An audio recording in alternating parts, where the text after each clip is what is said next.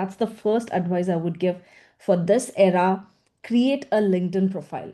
If I am hiring someone at Microsoft, or if I'm referring someone at Google, or if I'm hiring, the hiring mode is this is how it goes. Always have two profiles up to date, whether you're a student or a working profession or an educator or anything startup founder. LinkedIn profile, yes, for a professional network. GitHub profile for your working profession. Understand where you stand. As a student, there are different tools. As an educator, there is a different tool. As a management team, there is a different tool. Now you need to come up with tools.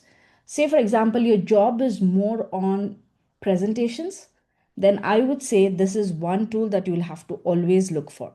To AI, it gives me an option. Say, for example, this one. When I say download, it says, do you want to download it as a Google slide or do you want to open it as a PowerPoint or a Canva? It gives you an option.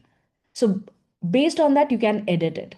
It also gives me whether do I want a particular color theme. Okay. So, simply all you have to do is just download. It gives you, I've created so many of my slides using this website. Go ahead with it. Canva is not about just creating banners or something like that. I had a assignment where I had to create a drone actually. I used this. Pretty simple. I got the images from ChatGPT. I was able to get it onto a Canva, do it. You have all the facilities available here. You have connected to your Google Drive. I can get it from my Google Drive. I have projects here. I have apps, simple text, element design. Let's quickly just use one of the templates and let's do one. Say I want to create a new design. Let me minimize this. Okay. So it'll ask you what kind of template you want to use. Do you want to do a LinkedIn post, Instagram post, or a presentation, logo? What do you want to create? A landslide, a newsletter, a flyer, poster. If I say summer, sale, 50% off, all that, it'll give me those sales.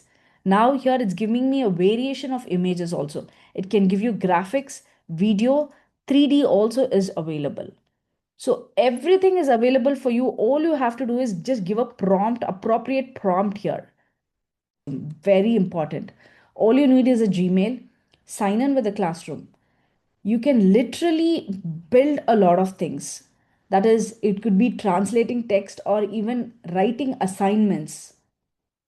Even it's just not for the teacher, it is even for the students also. Now, if you see the look of it, this is how it looks like. Warmly welcoming Dishant Gandhi, sir. Fear of AI is there, but it won't take any of this replaces the teacher. Nothing would happen because it's more of a tool which we can use. Similarly, when calculators came in, right, they were majorly for calculations in hand. They are not replacing any mathematicians because mind is always be there. Now, yeah, I've also faced this issue where students are like, "Sir, AI ये कर सकता है तो हम क्यों करें?" They're like that. So you just have to make sure that they are able to understand it properly. What is the use of AI for themselves? But when it comes to the human, we can understand like what is good and bad, the difference between good and bad. But AI can help us with growing, learning, even with getting ideas out. But it's also creating problems and getting into privacy. AI. But we have to also tell them that consent or awareness काफी important है ये चीजों में. Thus, so we have seen AR and VR coming into in market a lot. Even when I was at DevFest, I saw a lot of lenses.